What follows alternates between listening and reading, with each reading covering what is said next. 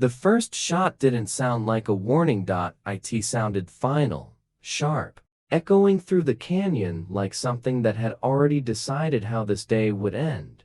Ethan Cole didn't think.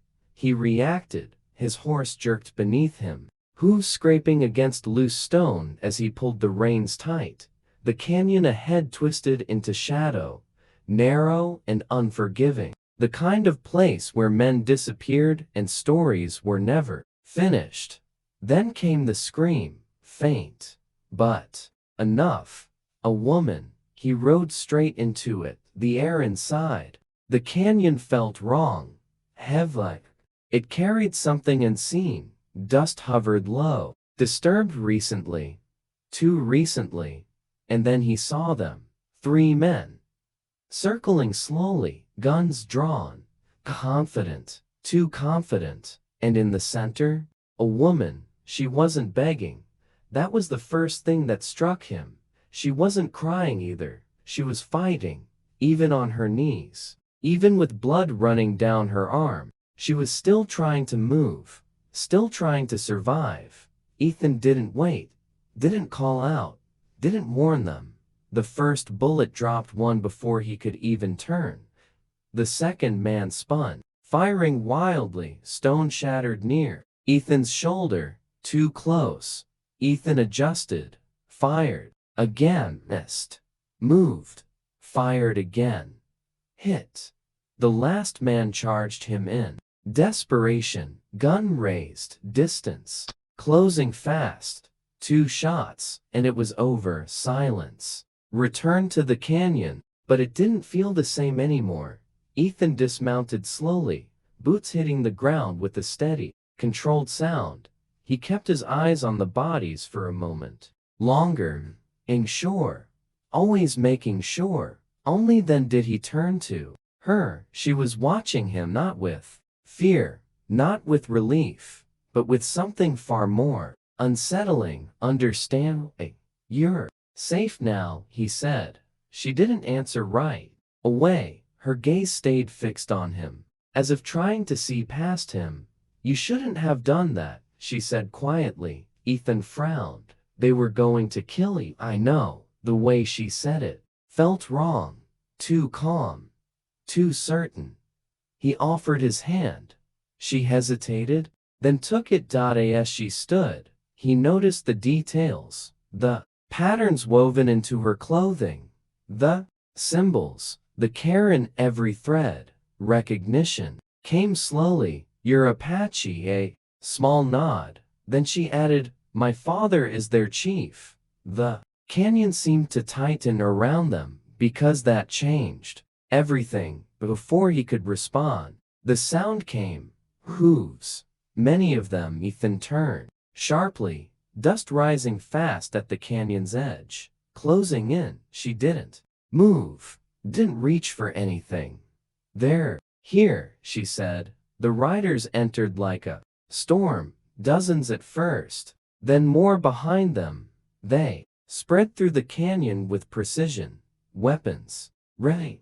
Eyes locked on Ethan. He didn't move, didn't reach for his gun, because he understood one thing clearly: if they wanted him dead, he already would be. The riders parted, and from the center, a man stepped forward, older, stronger, still as stone, the chief. His presence carried weight, not loud, not aggressive, but undeniable. He looked first at his daughter, then at the fallen men, then finally at Ethan. Silence stretched long enough to matter. You fought for her, the chief said, not a question. Ethan nodded once. They would have killed her. The chief turned slightly. His daughter gave a small nod. That was all. When the chief looked back, something had shifted. 1,000 warriors are yours. The words didn't land immediately.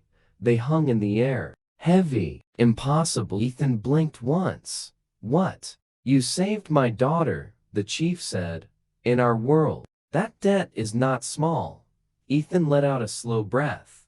You repay it with an army? I repay it with honor. Ethan looked around. At the warriors. At the canyon. At the silence holding everything together. This wasn't power. This wasn't reward. This was responsibility. If I accept, Ethan said slowly, what happens then? The chief stepped closer. You stand with us. Not above. Not ahead. With, that word mattered. Ethan looked at the woman alive. Because he chose to act. Then something shifted in the air, subtle, but real. The chief noticed it too. His expression changed, just slightly, and then he turned. Show yourself, he said. Silence. Then, movement. At the edge of the canyon, riders. Different. Not Apache, scattered. Bandits. Organized. Watching, waiting. Ethan felt it immediately. This wasn't coincidence. They followed me, the woman said quietly. The chief didn't react outwardly, but the warriors around him shifted subtly. How long? He asked her. Since morning. That changed everything, because this wasn't an attack. It was a hunt. The riders at the ridge didn't move forward, didn't fire.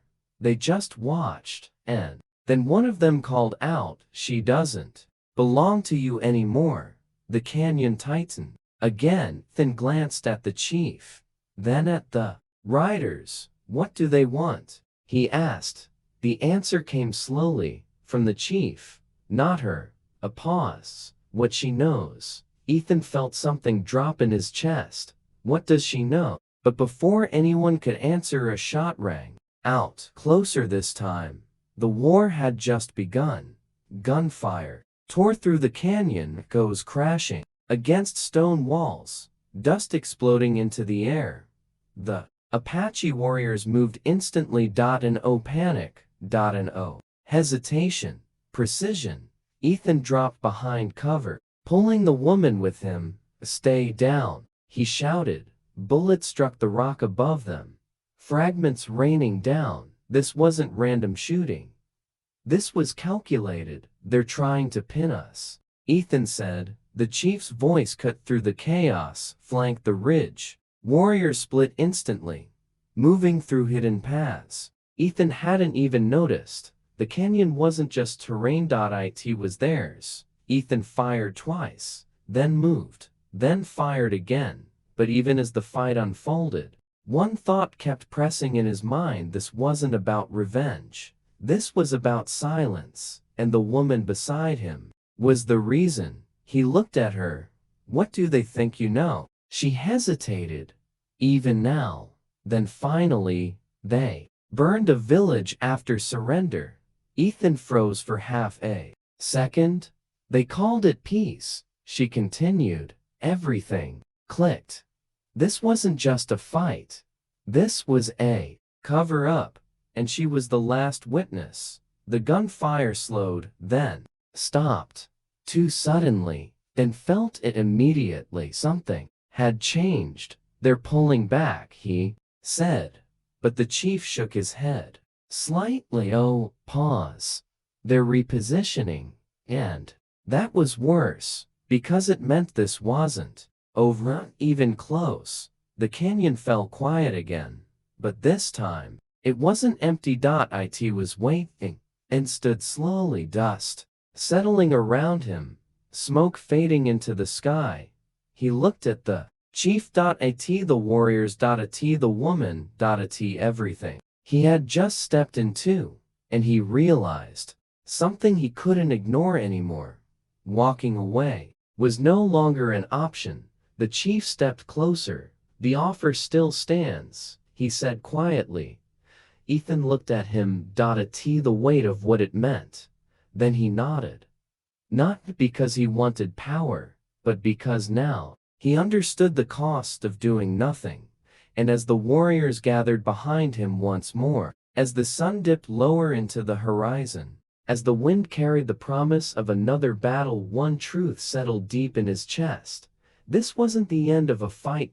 It was the beginning of something far bigger, and this time, He wouldn't be riding alone. As the canyon faded behind them, and 1,000 warriors moved as one, the story that began with a single shot was no longer his alone. It belonged to all of them now. And somewhere ahead, the men who tried to bury the truth were about to learn something they never expected.